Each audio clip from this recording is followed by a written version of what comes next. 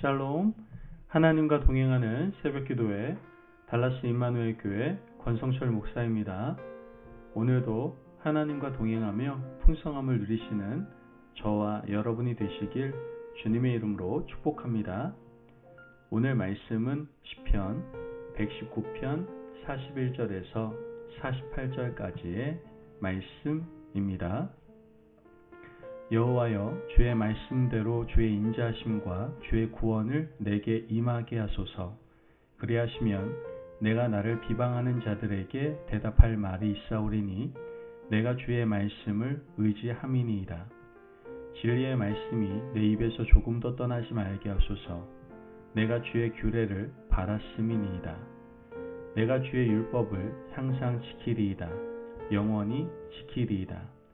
내가 주의 법도들을 구하여 싸우니 자유롭게 걸어갈 것이오며 또 왕들 앞에서 주의 교훈들을 말할 때에 수치를 당하지 아니하게 싸우며 내가 사랑하는 주의 계명들을 스스로 즐거워하며 또 내가 사랑하는 주의 계명들을 향하여 내 손을 들고 주의 율례들을 작은 소리로 읊조리리이다.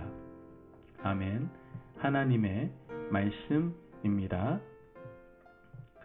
오늘은 히브리어 알파벳 6번째 글자인 와우로 시작하는 8절을 함께 읽었습니다.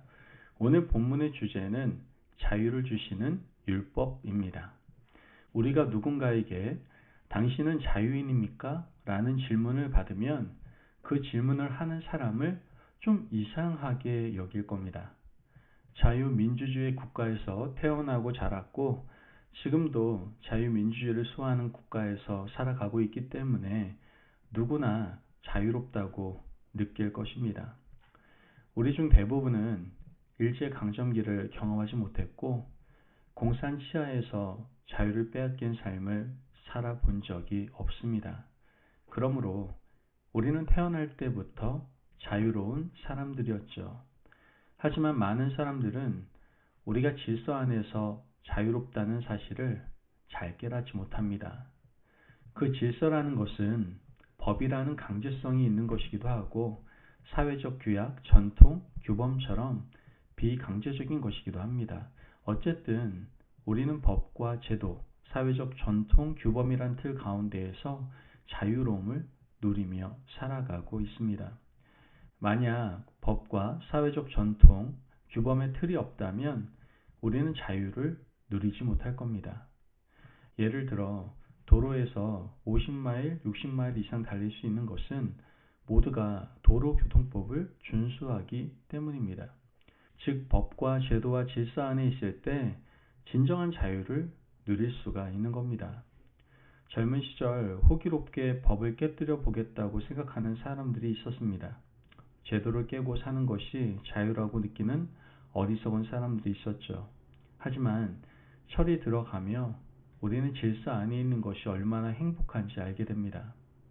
나와 내 가족을 지켜주는 것이 법과 제도이며 공동체가 함께 공존할 수 있는 것이 질서라는 것을 철이 들어가면서 깨닫게 되는 것이죠. 우리 영혼도 자유가 필요합니다. 영혼의 자유를 누리기 위해서는 하나님의 말씀을 잘 지킬 때 그 안에서 영혼의 해방과 자유를 누릴 수가 있는 겁니다. 오늘 본문에서 시인은 인생이 누릴 수 있는 온전한 자유는 하나님의 법 안에 있을 때 가능하다라는 것을 노래하고 있습니다. 45절 말씀을 보면 내가 주의 법도들을 구하여 싸우니 자유롭게 걸어갈 것이오며 시인은 자유롭게 걸어간다고 노래하는데 자유롭게 걸어가는 전제를 내가 주의 법도를 구하여 싸우니 라고 말을 합니다. 여기에 동의하지 않는 사람들 분명히 있을 겁니다. 아니 주의 법도를 깨는 것이 오히려 자유를 누리는 것이 아닐까? 라고 생각할 수 있겠죠. 그러나 그러한 사람은 어리석은 사람입니다. 사탄은 율법을 파괴하는 것이 자유라고 우리를 유혹하죠. 사람들은 사탄의 꿰매에 넘어가서 죄를 짓습니다. 죄가 주는 쾌락과 죄가 주는 자유함이 있기 때문이죠. 죄가 주는 달콤함과 쾌락에 젖어서 한 번으로 끝내지 못하고 2번, 3번 연속해서 이어지게 됩니다. 계속해서 죄를 짓다 보면 처음에는 내가 원해서 하는 줄 알았는데 시간이 지나면 죄의 권세가 나를 메고 있다는 것을 깨닫게 됩니다. 끊어버리고 벗어나고 싶어도 스스로 벗어날 수 없는 굴레 속에 가두어져 있다는 사실을 깨닫게 되는 것이죠. 그것을 깨달았을 때는 빠져나오기가 어렵습니다. 여러분, 죄를 지으면 지을수록 성장하고 자랍니다. 성장하는 죄는 거대한 괴물처럼 나를 짓누르고 빠져나가지 못하게 만듭니다. 그제서야 우리는 깨닫게 되죠. 내가 자유를 빼앗겼다는 사실을 깨닫게 되는 겁니다. 예수님께서 요한복음 8장 32절에서 말씀하십니다.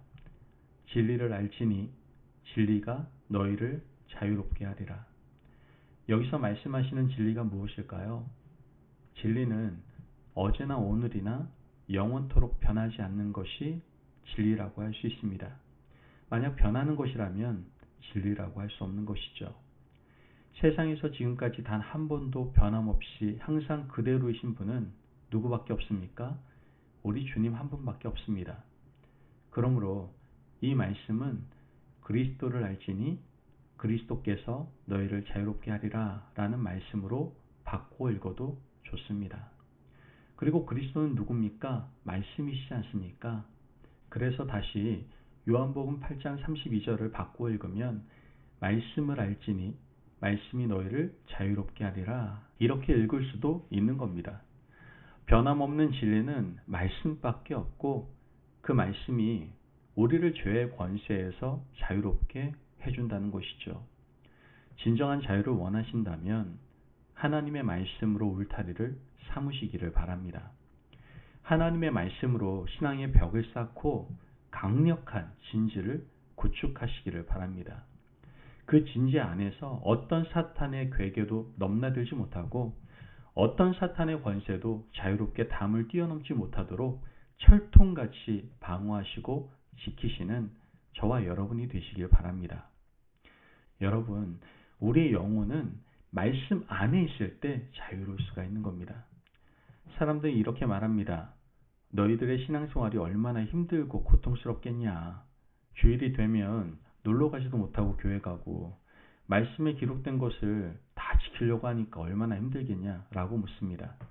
하지만 말씀이 주는 자유를 느껴본 사람들은 그 질문 자체가 얼마나 어리석은 질문인지를 알고 있습니다. 하나님의 말씀을 지키면 죄에서 멀어지고 죄에서 멀어지면 우리는 말씀 안에서 진정한 자유와 행복을 누리게 될 겁니다. 자유를 누려본 사람들은 다시는 죄의 권세에게 가까이 가지 못합니다. 죄가 주는 두려움을 너무나 잘 알고 있기 때문이죠. 한번 죄의 권세에 발목 잡혀본 사람들은 다시는 그 질척질척한 죄로 돌아가기를 원하지 않습니다. 시인은 그런 경험을 한 이후로 이제는 내가 하나님의 율법을 사랑하게 되었다고 노래하고 있습니다. 오늘 본문 47절 말씀을 보면 내가 사랑하는 주의 계명들을 스스로 즐거워하며 이제는 하나님의 계명이 나에게 부담이 아닙니다. 이제는 하나님의 계명이 나를 얽매고 있는 사실이 아닙니다. 하나님의 계명, 주의 말씀이 나를 죄의 권세에서 속박에서 풀어주셨기 때문에 스스로 하나님의 율법을 사랑하게 되었다고 고백하고 있는 겁니다. 시인은 율법을 사랑한 이후에는 그 율법을 즐거워하게 되었다라고 노래를 합니다. 우리가 이런 인생을 좀 살아야 되지 않겠습니까?